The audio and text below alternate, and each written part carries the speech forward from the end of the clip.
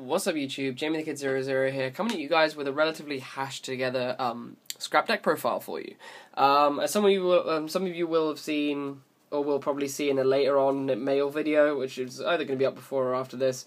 I bought in scraps for, of course, the new stuff in Primal Origin, but I know people are going to ask to see a list before Primal Origin comes out. And while I think scraps are an okay deck, I definitely think they're going to be incredible in Primal Origin compared to what they are now. And I really I've been testing this on Dueler Network and it works. It's something I play in my play for fun in my spare time. But this is definitely this deck is definitely going to change a huge amount after Primal Origin due to Scrap Factory. But for now, I figured I'd actually show you guys a list that I've been toying with. It gives me more content. But the only problem is I left a lot of my Yugioh stuff back home in England. For when I came back to university because I had a lot of work to do. I've now finished almost all of that work, so I have a lot of free time but not a lot of Yu-Gi-Oh stuff with me. So I don't have an extra deck built for this. The extra deck is going to be in the description along with the deck list. So if you want to see an extra deck, please go check that out in the description below. Otherwise I'm going to get into the main deck now. I'm testing one Scrap Orthros. Orthros I know is going to become a lot better when Scrap Factory is out. But at the moment I've been having a little bit of fun with this because mid to late game you can use this if you've got a Chimera in grave and one in hand.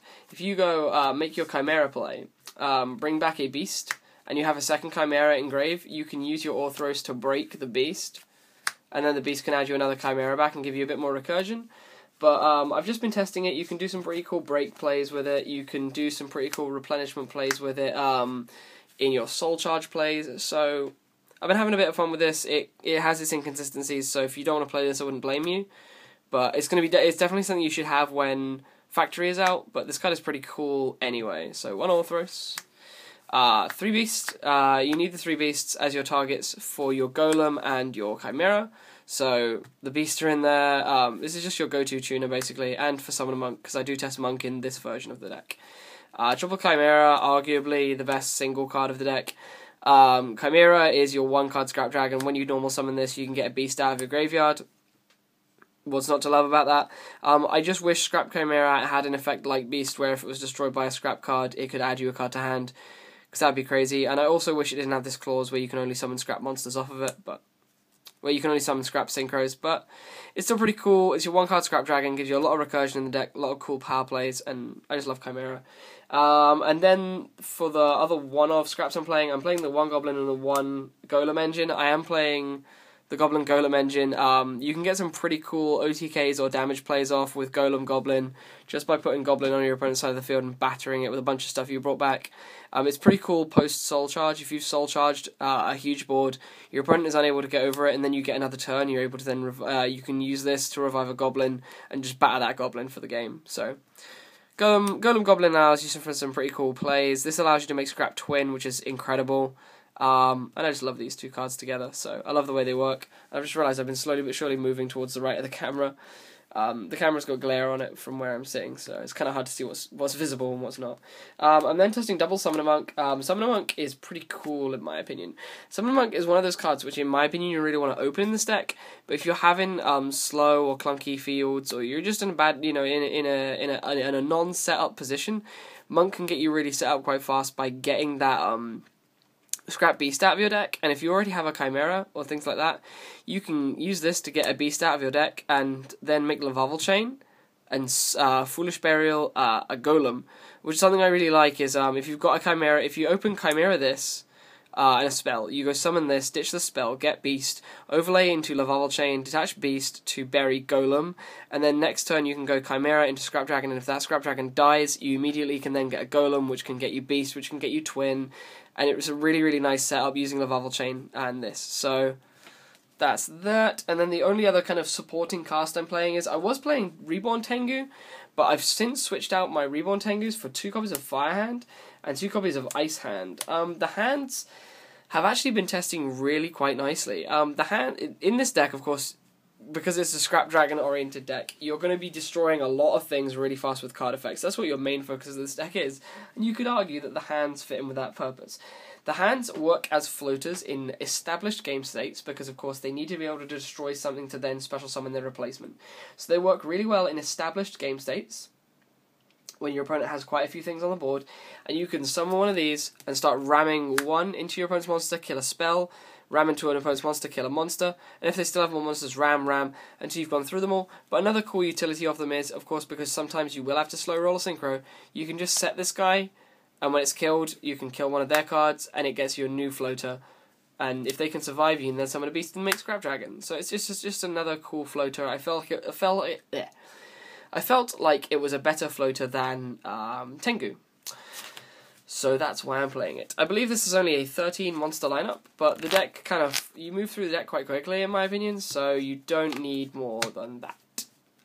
For the spells, I'm playing triple MST because Fiendish Chain and other and Floodgate cards really hurt you. So triple MST I felt was mandatory. I'm not playing Book of Moon or Dark Hole because with Dark Hole you have a lot of removal in the deck anyway, so you're not going to need it. And Book of Moon has just been being a bit lackluster for me recently.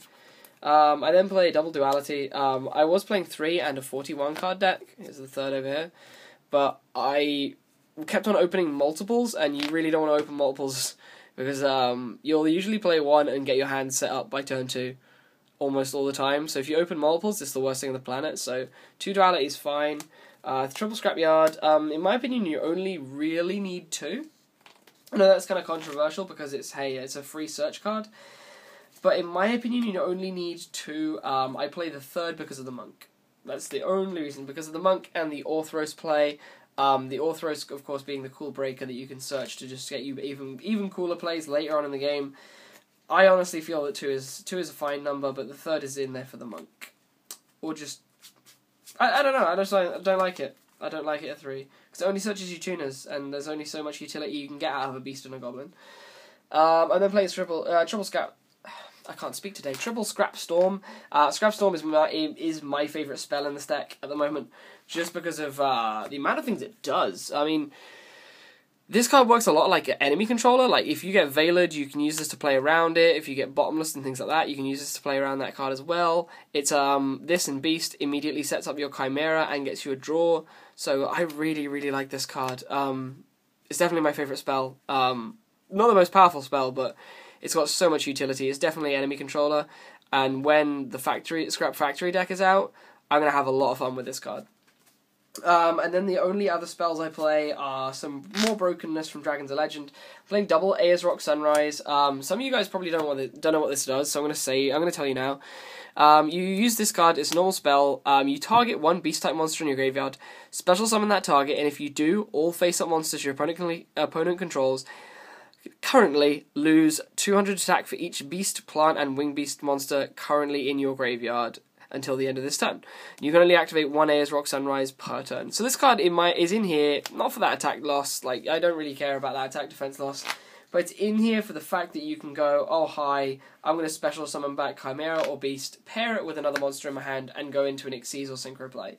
So you're playing 2 copies of Monster Reborn in this deck, which is pretty nice. And then, talking about Monster Reborn, we do play 2 copies of Soul Charge in this version. 3 Soul Charge is far too many, but the ability to bring back multiple Scrap Dragons or bring back materials and make Scrap Dragons is really strong in this deck. Also, another thing I really like about Soul Charge in this deck is because, of course, you have to skip your battle. Well, you can't conduct your battle phase if you use this card. So a really cool factor about this is, in this deck, you have so much effect removal or effect destruction, that when you Soul Charge and you make Scrap Dragons, you almost don't lose your battle phase because you can make so many Scrap Dragons or so many plays with those Scrap Dragons that you can remove your opponent's cards really quite easily. Like, you can make a Scrap Dragon play with a Chimera, have Scrap Dragon kill itself, and then you can then Soul Charge back that Scrap Dragon and the 2 materials you used to make it, and then make another Scrap Dragon. And depending on what other stuff you're able to bring back with the Soul Charge, you can then have the Scrap Dragons kill stuff. If you brought back an extra beast as well, you can have, like, that Scrap Dragon kill one of the Scrap Dragons, get a Chimera. You can do so much with Soul Charge, get yourself into such a good position. So it's a really good card in this deck. You know, never mind how good of a card it is anyway. It has some real cool strength in this deck. And then for the traps are really boring and simple. Triple Fiendish Chain. I still really like Fiendish Chain at the moment. Yes, it's not that great against dragons, but it's great against everything else, in my opinion. So triple chain, double vanities, that's for the dragon matchup. Vanities is in here for the dragons and the mermails. This can just shut out so many things. If you can make yourself just a big established monster like your Scrap Dragon and then just set this, you're in a really winning position. So Emptiness is pretty cool. And then I'm playing double mirror, 1 Bottomless, 1 Torrential, and 1 Warning to round off the 40 card main deck. Otherwise, I've got like some extra deck cards here, but honestly, the bulk of the extra deck's going to be in the description below. So I'd go read it there, and also please go check out the other links that are provided in that description. But I mean, you can play Rose. Rose is in here for Scrap Goblin and hands, because if you have the opportunity to make this, you don't want to be caught wanting. So run Rose. 1 Scrap Archfiend, because there will be situations in which you have to bring back Goblin with Chimera, like if you've drawn bad and you don't have Beast there already, if you've used all 3 of your Scrap Dragons, there are going to be situations in which you need Archfiend, so I'd play the Archfiend. Then of course the obligatory triple Scrap Dragon, my ulti's back at home. The obligatory triple Scrap Dragon has to be in there. And then for the Exceeders, these are the only Exceeders I actually play in the list anyway. It's 1 Laval Chain, 1 Exiton Knight, 1 Dweller, and 1 Silent Honor Arc. Those are the only things, in my opinion, you need to run in this extra deck. So, well, Xyz wise, and Synchro wise, it will all be in the description down below. So, I'm sorry this has been so short because I can't really show you guys anything extra deck related. I hope you've enjoyed. I hope you actually give this deck a try, because this is a good bit of fun if you're looking for something to play casually for locals. This will probably be the last and only fun deck I make of this kind of Dragons of Legend format, because I do need to test for Nationals, and everything else that I profile from here on in will probably be competitive. So I am really sorry about that, but Nationals format is coming up. You know my priorities. And yeah, that's about everything I wanted to talk about, and I'll see you guys pretty soon. This has been Jamie the Kid 00. Peace out. Bye-bye.